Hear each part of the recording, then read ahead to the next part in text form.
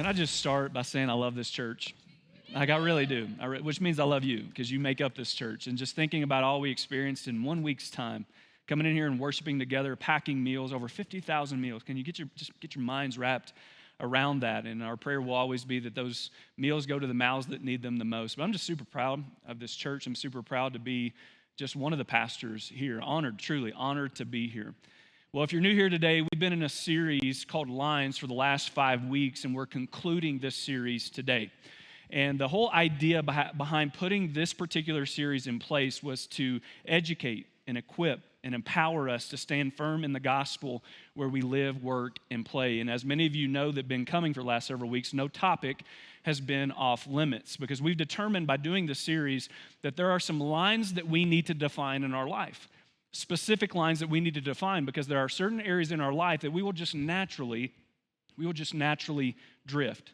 And it will always be the undefined lines in our life that will be the easiest ones to cross. But as we conclude today, I want to do something, and I actually want to take us back to the beginning of this series and remind you where we started. In Philippians chapter 1, Paul said this. He said, whatever happens, no matter what happens, conduct yourselves in a manner worthy of the gospel of Christ. Stand firm in the one Spirit, striving together as one for the faith of the gospel, without being frightened in any way by those that may oppose you. And as I mentioned, we haven't shied away from any subject in this particular series, and to a great extent, maybe even on some of the things that I preached, it led you to have some difficult conversations. And for those of you that entered the fray by having those difficult conversations, I want to let you know, like truly as your pastor, I'm proud of you. Maybe those difficult conversations were with people that you loved. Maybe those difficult conversations were with yourself. But I've stated several times from this stage something that I'm going to repeat right now, and that is every time that we hear something that is crystal clear, that we know that is to be true from God's word, we know it to be true from God's word, and we align that with the Spirit's conviction in our own life where we may need to make some adjustments in our life to get back within the will of God and where He would want for us to be in any given day. Like when we feel the Spirit's conviction, we align it with the truth of God's word, it will always work to our benefit.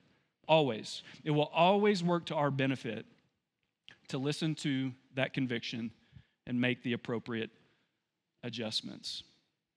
Guys, today we're going to enter into another conversation that will be full of opinion.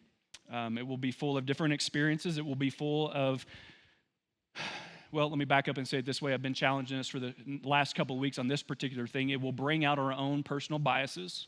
Okay, it will. And so I'm just going to ask you to do the same thing I've been asking you to do for the last couple of weeks. Can we just shelf our bias? Can we shelf our bias for a moment and allow the truth of God's word to speak to us, but to also just be educated on a particular subject that maybe we haven't been educated enough on? Today I want to talk about the subject around being transgender and gender dysphoria. And to make sure that we're all defining this the same way, I want to read to you some definitions. The term transgender refers to a person whose biological sex does not match the gender that they identify with. The term gender dysphoria refers to the psychological distress that results from an incongruence between one's biological sex and how they may identify. And I need to let you know something. I think you should know this. I'm just going to be transparent for a moment. This has served to be one of the most difficult sermons that I've ever preached. And the reason this particular sermon has served to be the most difficult, or at least one of the most difficult sermons that I've ever preached, is because there is so much that I want to say. There's so much that I want to say on this subject, but I only have a limited time to say it. Like every week when I preach up here, and you've been hearing me talk about these 3 words specifically, like I want to do my best to educate you and equip you and empower you to stand firm in the gospel where you live, work, and play. But today's sermon is going to be a little bit different because today I'm heavily going to lead on the side of education. And the reason I want to lead on the side of education is because I don't think most people are educated when it comes to this particular subject. Now, this sermon will also be unique in as much as it's almost serving as a part 2 to my sermon last week, where I took a significant amount of time and built for us a biblical framework around the subject of sexuality, which also reinforced the fact that there are only two genders. And so what I'm not going to do, because I don't have the time, is to go back and build that biblical framework all over again. And so if you missed last week's sermon, I would strongly suggest that after our time today, you go home, pull it up on our YouTube page. All of our sermons are on Tracy YouTube page. Pull that up and make sure that you check out that sermon, because that really is where I built the biblical framework for a lot of what I say today. Now, let me lay some groundwork for us. One of the reasons that I wanted to cover this subject specifically is because it truly is concerning to me, especially when it comes to our young people and what has changed in the last 10 years. So primarily my focus today when it comes to transgender and gender dysphoria will actually be how it includes or how it is affecting our young people. I want to let you know that leading up to this sermon, I've read several books. I've listened to many podcasts. I've interviewed doctors and psychologists. I've talked to people who have kids that identify this way. And even last week sat down with someone who experiences gender dysphoria themselves. And I was also reminded of how sensitive this subject is when about 4 weeks ago, one of my friends called me to let me know that his teenage daughter, who is struggling with gender dysphoria, attempted suicide. And I was also reminded of how sensitive this subject is because there is a teacher that comes here that let me know that the school she teaches at had a little girl in middle school who actually was successful, unfortunately, in taking her own life because of this particular subject. The pain and the struggle is real. And I just want to let you feel that for a moment. Because the last thing that I want to do is be flippant about anything that is leading our young people to make decisions that are irreversible. And we're going to talk a lot about that today. I'm also certain that there are many of you, if not most of you in here right now, that to some extent there's some point of connection for you personally on this subject, a friend, a family member, maybe it's you. And what has probably happened is recently you've been kind of struggling with, what is my response to this? Like, I'm a Christ follower, what is a Christ follower's response to this? Because the conclusion that I see our society coming to is not the conclusion that I think I'm supposed to come to. And so what is it that I'm supposed to do? How do I respond to this? How do I respond to the people in my life that maybe identify this way or maybe are struggling with something that is involving this particular subject? And so again, I want to do my best today just to educate you. That if there's a win for me today, it would be you walking out that door feeling more educated and equipped to maybe at least speak up and know what it is that you're supposed to say when it comes to being a follower of Jesus. Now, I want to be really clear. I want to repeat something that I said last week. This is not just an issue that the church needs to deal with. These are people to be loved. And so if you're in here right now and this represents you, if it represents one of your kids, if it represents one of your friends, and you're just trying to figure this thing out, I want to let you know that I'm available. And I've not yet turned anybody down that's reached out to me and wanted to sit down and talk more in depth about anything that I preached on throughout this series. And so if you decide that you want to take me up on that, let me remind you of something I said last week. I won't chastise you, I won't condemn you, and I won't chase you out of here. The first thing I'll do is confess to you because I've got my own crap that I'm dealing with. And then I'll talk to you about what it looks like to live out Luke 9:23. What does it look like to be somebody whose commitment to Jesus goes way before any conformity to our culture? What does it look like for you to live through Jesus? What does it look like for you to stand firm in the gospel? And I'll do my best to equip you in that, because all of us, as those crosses, we look at those crosses every week around the room that are on their side. We're reminded that if we want to follow Jesus, we're reminded of his words in Luke 9:23 that we're to pick up our cross, deny ourselves daily, and follow him, which means all of us have personal preferences that we are called to set aside. Now, I want to begin here, and this actually may surprise you. Out of the letters here, LGBTQ, right, lesbian, gay, bi, trans, and queer, out of those letters, I was surprised to learn through all of my reading and through all of my study that the L, the G, the B, and the Q are actually not not in support as much as you think they would be. I can't get it out. Sorry, of the T. The people that represent the L, the G, the B, and the Q are having trouble with how much we are pushing the T agenda specifically with our kids, almost forcing them at very young ages to a choice of whether or not they want to identify as the opposite sex. And there's a couple examples that I'm going to give you, but one of the things that you'll read if you decide to put any time and investment into reading and studying further on this subject, and I'm going to give you several resources a little bit later, so just hold on for that. But one of the things that you'll learn is that it is becoming increasingly more difficult for a little girl today to just be a tomboy without someone suggesting that she is a boy. And for what it's worth, I think we've done an incredible disservice to our young people by not allowing them to express themselves in ways that sometimes may be stereotypical to the other sex. The way that people live out their maleness and their femaleness is culturally conditioned. And I would even go as far as to say that it undermines oftentimes what the Bible has to say. And I could give you examples like Deborah the judge in the Old Covenant and how strong she was, the sensitivity of David and how he danced around even naked at times, and how he expressed his love for another man that wasn't a same-sex relationship, it was just a friendship, but it seems really feminine. I could talk about the Proverbs 31 woman who led her home and her business with shrewdness and tenacity. I believe, and we believe as a church, that there should be great flexibility in how someone expresses their gender. But, when you wipe away the male and female distinction, you are wiping away God's original design. And we talked about this last week, going all the way back to Genesis chapter 1. God created us in his image, both male and female. He created them in his image, which means it takes a man and a woman to complete the image of God. It's absolutely beautiful. And I don't think I need to tell you this, that since the beginning of humanity, right, even outside of the faith, let's not even talk about the biblical framework of this. Since the beginning of humanity, we have determined someone's gender by their biological sex.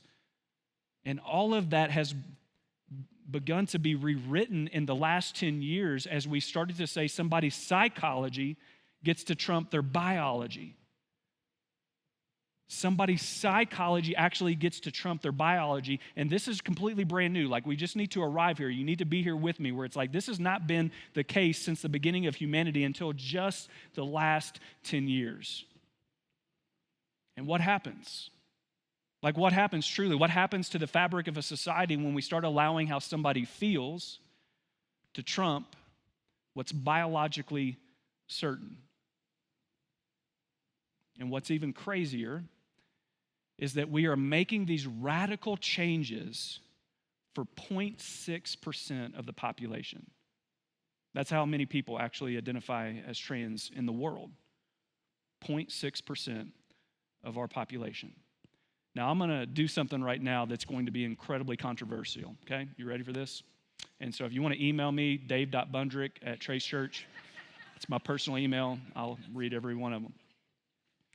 I'm going to quote to you something that our president said. And I need to let you know, if you haven't been coming to Trace for a while, you don't know this about me. I'm as apolitical as they come. Like, red, left, blue, brown, whatever the colors are, I don't even know. And so whether this was President Biden, Trump, if it was Abraham Lincoln, I don't care. I'm going to show you this example because I want you to see that even from the top, from the leader of the free world, this agenda is being pushed. Here's what President Biden said. When an 8-year-old says, so he's quoting what an 8-year-old would likely feel like, but let's just let that process. An 8-year-old. When an 8-year-old says, hey, you know what? I decided I wanted to be transgender. That's what I think I want to be. It would make my life a lot easier. President Biden said there should be 0% discrimination or hesitation. An 8-year-old. I have an 8-year-old. I have an 8-year-old right now. I will barely let her choose what she eats for breakfast, or she'll just eat like jujubes or something. Much less choose what sex she's going to identify as. Can I just take my pastor hat off for a second? Like, there's a part of me that when I wanted to preach the sermon, I'm like, I don't care how polished this feels. Does anybody else just want to be like, who thought this was a good idea? Who thought this was a good idea? And I guarantee you 10 years from now, we're all going to wake up and we're going to be like, how did we end up here? Now, I want to be really clear. Do I think this is a legitimate issue? for some kids, and it needs to be psychologically treated. Yes, up until 9 years ago, it was called a disorder in the DSM, the Diagnostic Statistical Manual. It's the gold standard for psychology. Up until 9 years ago, it was called a disorder.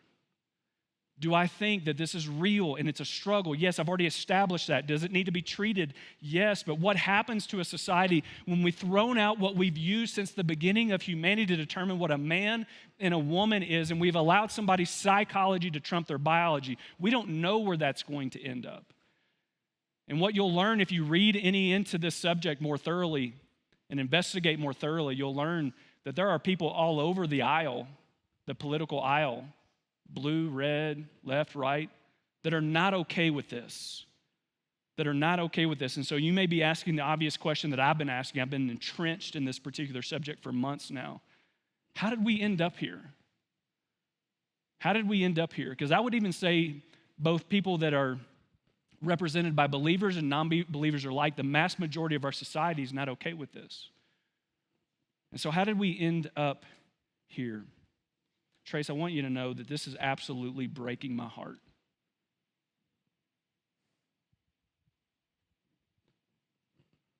My wife would tell you that I've been depressed for the last 2 weeks just because of how much I've gone into this world and to see the depth of brokenness that's happening within our young people. And what we've ended up doing is in the midst of them just reaching for things in the dark, right? Do you remember what it was like to be a teenager, to be a young person, just reaching for things, trying to figure out, how do I find some solutions to my struggle?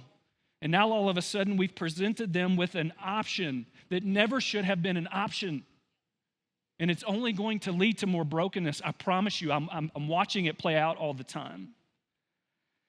In a 256 detailed parent report of teenage girls who started to identify as trans, it's called rapid onset gender dysmorphia. It's a 256 detailed parent report. Over 47% reported that mental health had worsened, and fewer than 13% said that they didn't notice any improvement. Historically, the studies for adults who have transitioned and actually gone through a medical procedure. And again, we've got a lot more long-term studies when it comes to adults. We have very few studies when it comes to kids, very few. But when it comes to adults, after they transitioned and after they actually went through a medical procedure, suicide rates went up. The science is not there. My father-in-law was a pediatrician. I practiced pediatrician for 51 years. And one of the things that he told my wife and I several times, because we were raising 4 kids, it's one of the most consistent things that I heard him say. He said, kids will try on personalities until they find one that fits. It's kind of sweet if you think about it. It's true. Kids will try on personalities until they find one that fits. But unfortunately, we have now given them an option of something to try on that should have never been a choice. And when we create a choice where there should be certainty, it's only going to lead to more chaos. When we deconstruct something that God specifically designed, it's only going to lead to more damage. I want to kind of switch gears a little bit, and I'm going to go through just a bunch of statistical information with you really quick. Again, from an educational side of things, if you're a note taker, I'd encourage you to take a lot of notes. In 2013, the DSM-5, again, the Diagnostic and Statistical Manual for Mental Disorders, was published. It's the DSM-5, version 5. And it predicted that based on the previous decade, so from 2003 to 2013, it predicted that based on that decade, that gender dysmorphia would be found in these percentages. That 0.005 of males would experience gender dysphoria and 0.002 for females would experience gender dysphoria. That's fewer than 1 in 10,000 people, and that was the prediction. Now keep in mind something. Before 2010, gender dysmorphia was predominantly experienced by little boys, like around the age of preschool. But now in 2021, it's predominantly adolescent girls. This is a new phenomenon. You just have to understand this. It's a new phenomenon. And in the last 5 years, even though this is what was predicted, 5% of all of our teenagers now identify as trans. Just think about how big that jump is. 5% of all of our teenagers now identify as trans. What happened? It's a question I want you to keep asking. Let me share some other things with you just to give you some context. Before 2011, there was no scientific data that talked about girls from the ages of 11 to 24 experiencing gender dysphoria at all. There was no data. Now compare that to the fact that from 2016 to 2017, the number of female transitional surgeries have quadrupled. Biological women now account for 70% of transitional surgeries. In 2018, the UK presented a 4,400% rise in teenage girls from the previous decade seeking gender treatments. What happened? What happened? We created an option where there should be certainty. And not only did we present that, we started to affirm that. And we started to educate that. Being a resident in the state of Colorado, you should know this. We are now in one of the top 10 most progressive states in America to push a trans educational agenda within our public education system, starting in elementary. You just need to know that. And that same 256 detailed parent report, it said that 65% of all the adolescent girls who experienced rapid onset gender dysphoria had done so after a prolonged social media immersion. We are allowing social media to raise our kids, guys. It's not acceptable. Over 70% did so within a friend group where another transgender girl had come out, and they're seeing this to become more and more common, that clusters are doing it. Clusters of teenage girls are doing it together. It's called peer contagion. Let me show you something else that's really profoundly interesting. In the DSM-5, in that manual, it lists, I think it was 8 different reasons, or not reasons, 8 different kind of pre-qualifiers of what a kid would typically experience if they end up being diagnosed with gender dysphoria. There was 8 things. Here I've got represented 7 of those 8. And it said this: these are things that kids would likely experience if they end up getting diagnosed with gender dysmorphia. A strong desire to be of the other gender, a preference for cross-dressing, a strong preference for transgender roles or make-believe play, a strong preference to play with toys that are typically played with by other gender, a strong preference for playmates of the other gender, a strong dislike of one's sexual anatomy, and a strong preference for the sexual attributes of another gender. Those were all kind of like preconditions to what ended up getting a little kid diagnosed with gender dysphoria. Now, listen to this. Over 80% of the teenagers that have recently come out as transgender have not experienced any of those in childhood. Any of them. Over 80%. What happened? Is it possible that not enough of us were speaking up?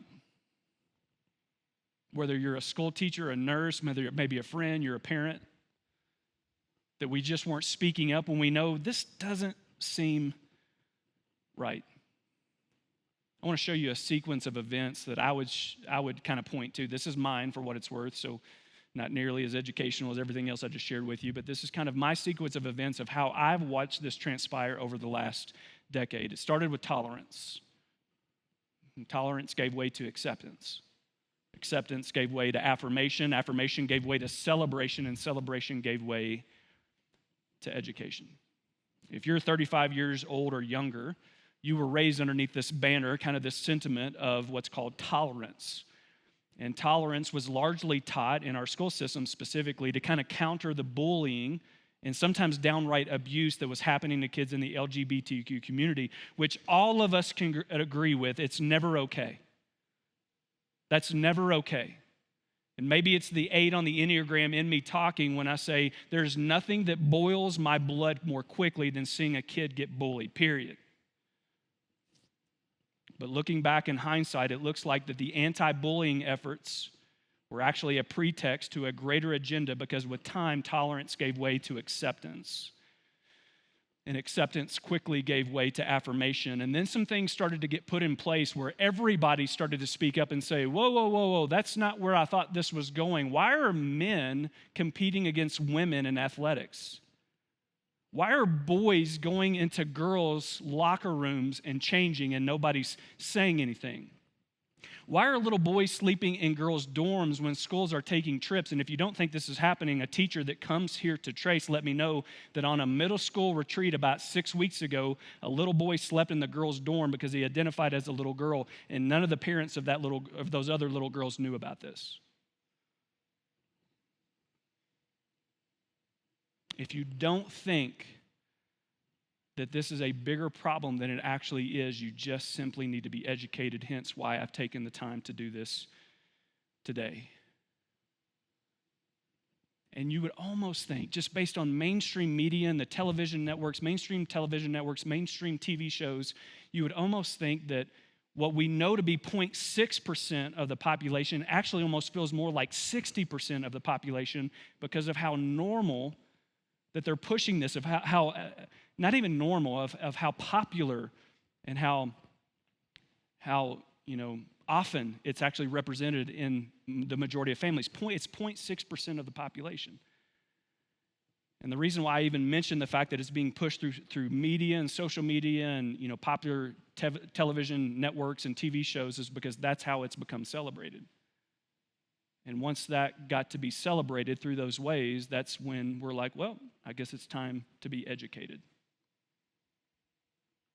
And if somebody speaks up, once you get to the point to where it's being celebrated and it's found its way into the education system, once you try to finally speak up against it and say, hold on, is that, are we sure that's what we want to do? Are we sure that's what's good for our society? At that point, if you speak up, and we're learning this by case after case after case, that you're going to be canceled.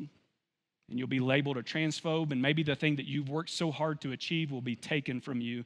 You don't think that's real? Let me introduce you to Martina Navratilova. She's a lesbian. Keep that in mind. She's won 59 Grand Slam titles in tennis. 59. In 2019, she spoke up in the Sunday Times in Europe, and she said that it is unfair to allow for a trans female athlete to compete against biological women. And as a lesbian woman herself, she was quickly labeled a transphobe, dropped by her sponsors, and expelled from certain advocacy groups for that one statement. Maybe if you were watching Olympics this past summer, you were introduced to Laurel Hubbard. Laurel was a biological man all the way through his 20s, competed in weightlifting events as a man through his 20s, decided to transition into a female in his 30s, and was the first trans athlete to compete in the Olympics. Wildly celebrated. NBC did an entire special on Laurel. I watched it. It was incredibly sad. And it was sad because I know all the other female athletes behind the scenes that are scared to death to speak up. And you can find them if you dig in the internet long enough, because they did speak up. But those voices aren't heard on the NBC special. You may not know this about me. I used to be a fitness professional. I used to own a health club. I've got a bachelor's degree in exercise physiology. And so I can tell you that because he didn't transition until he was in his 30s, that he had already experienced the fullness of development as a man, which is on average 50% more upper body development and strength, and on average 33% more lower body development and strength. He'd already had the full benefits of that. And I feel like there are people all around our nation saying, this is not right. And again, if I can just take my pastor hat off, being somebody that used to coach a lot of female athletes, it pains me, even for women specifically, that have worked so hard to get to where they're at, to allow this nonsense to happen. It's nonsense.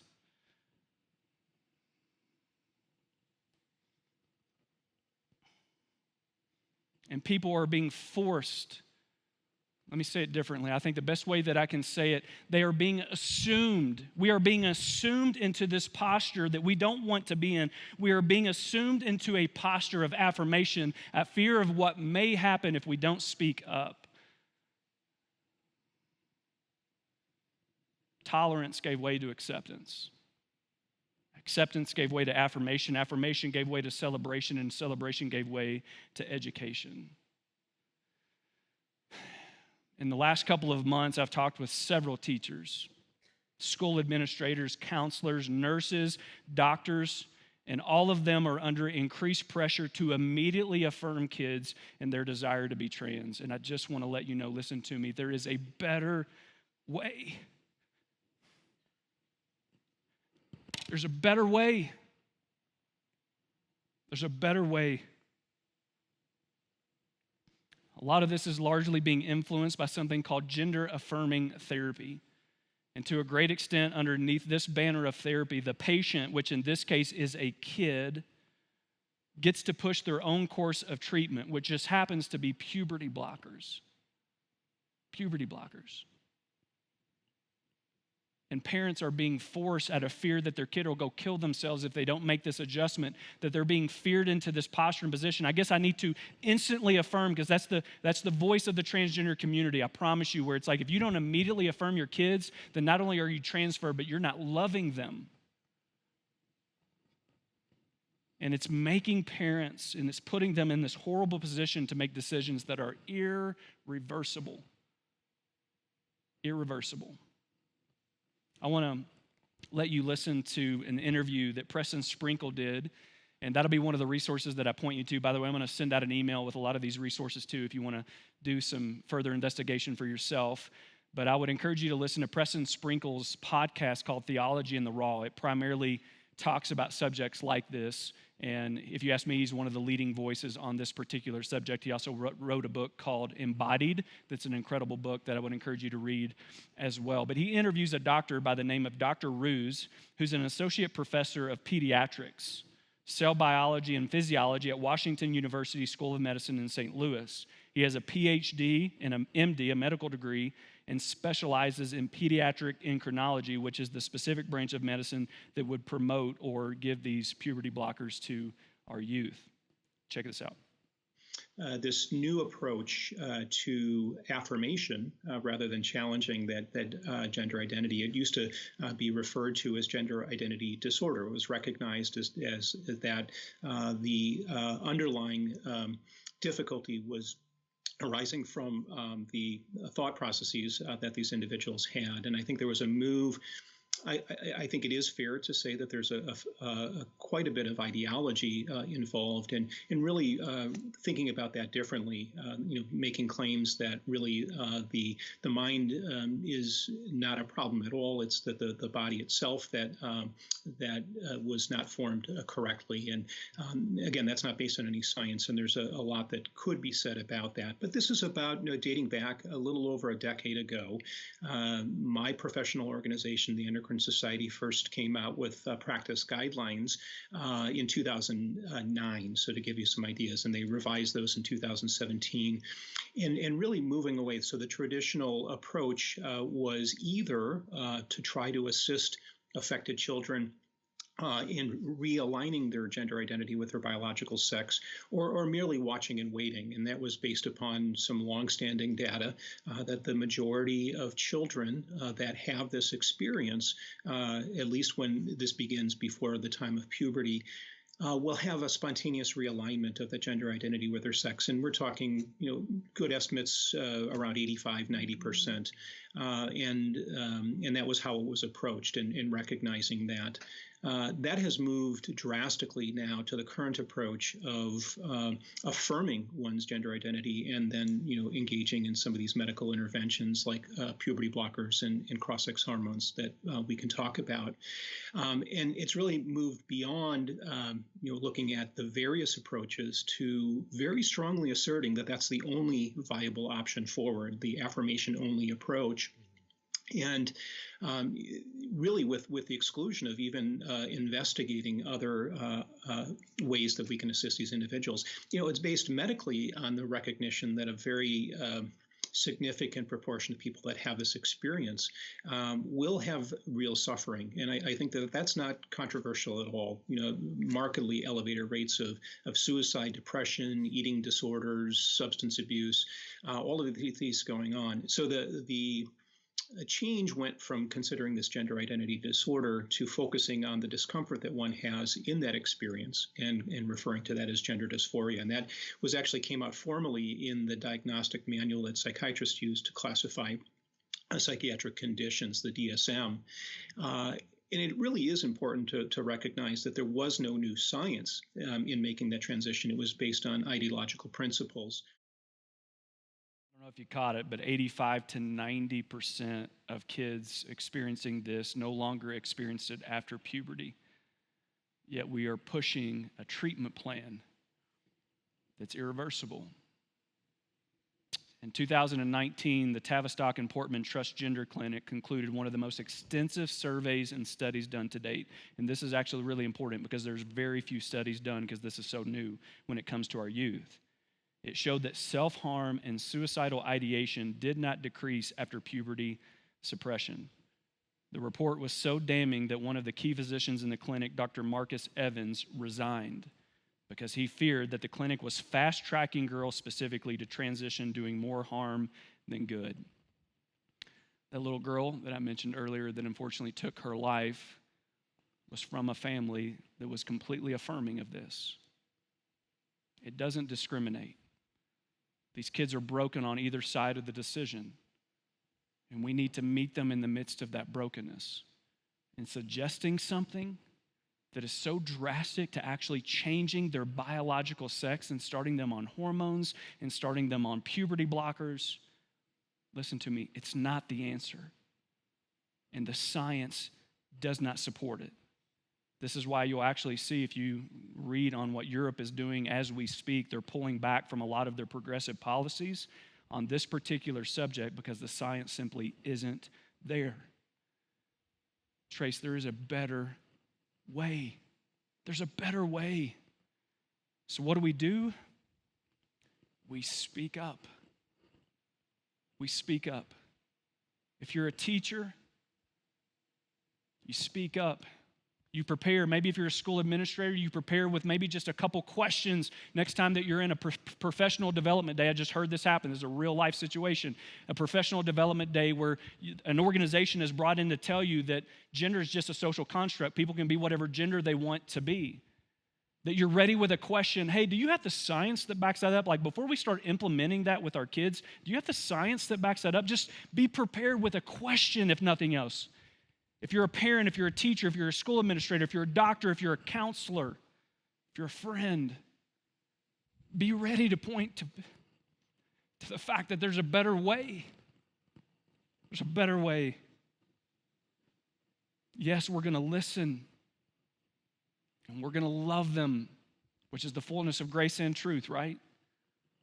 And we're going to lead them to a better place. His name is Jesus. Extending compassion, listen to me. Extending compassion does not mean that we give in to the demands of a kid. Let me close this way. Someone asked me this last week, knowing I was going to be preaching on this particular subject. They asked me, how would Trace treat a transgender person if they came here? It was a good question.